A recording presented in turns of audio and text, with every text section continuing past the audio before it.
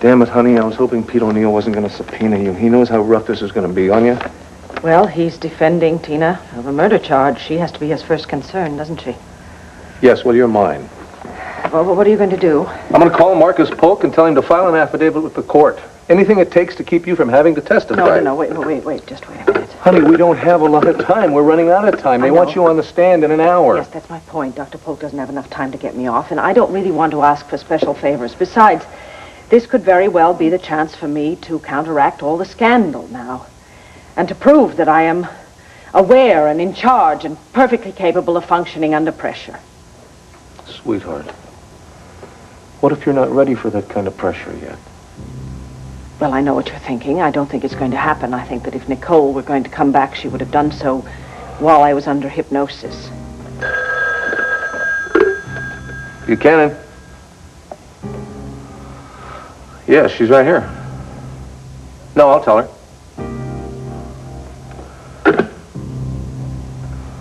Courtesy call from Pete O'Neill's assistant. He says that prosecution probably won't rest its case until 2:30 or so there's no need for you to hurry to court. Are they calling more witnesses, do you think? Apparently, they're going to call one, yeah. Who? Mitch Laurence. Why would the prosecution call Mitch Laurence? Well, honey, I can think of two reasons. One, to establish Tina's obsession with what she calls her birthright. And two, to get a jump on the defense.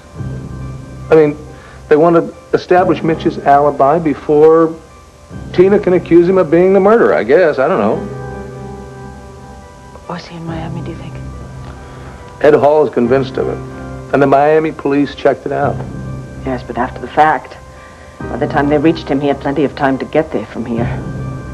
Honey, what are you saying? I don't really know exactly what I'm saying. But I think that Mitch's testimony is going to be rather interesting. I tell you what, why don't we go there now, and then we'll stop and get something to eat on the way. Wait a minute. You want to go to court now, honey, and run the gauntlet, subject yourself to God knows what? Look, it has to be done sometime. Might as well be done now, all right? I'll be all right, honey. If I'm going in to pitch, I might just as well spend some time in the bullpen first, right? For that analogy, you can thank Joseph Francis Riley, erstwhile sports writer. Shall we? Wait a minute. Let me lay a thought on you first. Oh dear.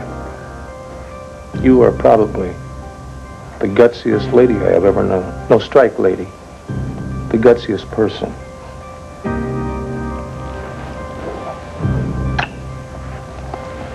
Make me a promise. In court, sweetheart, will you? If you start feeling tense or nervous, I will beg off. I'll leave. I'll do something. Don't worry. Nothing's going to happen. Okay? Let's go.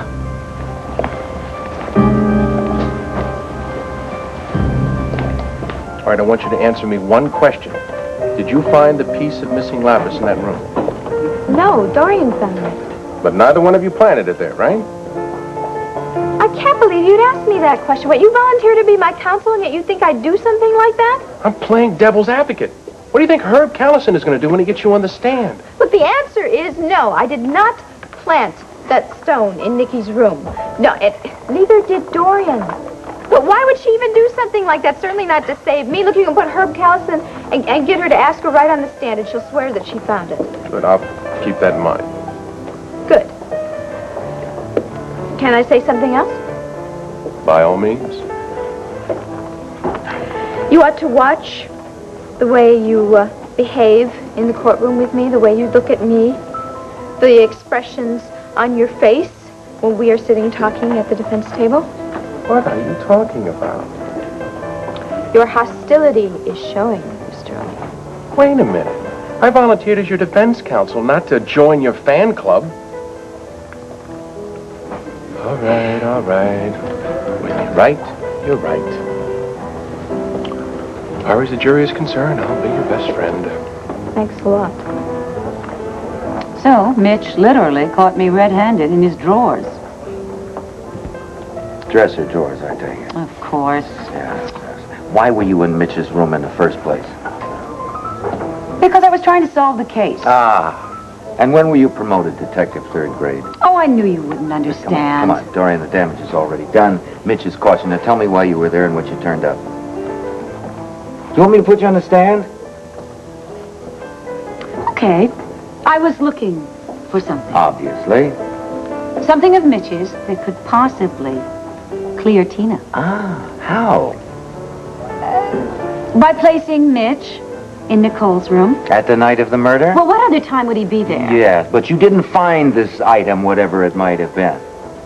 I'm not going to say another word. Dorian, you are not Nancy Drew. Now, why do you insist on taking things into your own hands? Why didn't you go to me or the police or somebody in Because authority? time has taught me, dear, that if you want something done well, you have to do it yourself. Like brain surgery, for instance? Oh. Yeah.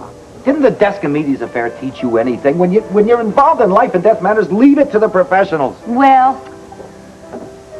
I almost came up with the proof. Yes, you Nail almost got Mitch, yourself didn't killed, I? didn't you? Yes, well, never mind. Let me tell you something. If you aren't a lot more forthcoming, you're going to wind up with a subpoena in your hand. Worse than that, you're going to be charged with obstruction of justice. How about that? Oh, no. No way that's going to happen. Oh, no? No. As a matter of fact, why don't you pay attention in court? Because the evidence is going to come up, and then you will see that you've been wrong all along. In the meantime, dear, I'll see you in court. All right? God, I would just rather sit at the courthouse than sit here. Say as I blame you. Hey, take it lunch. Anytime.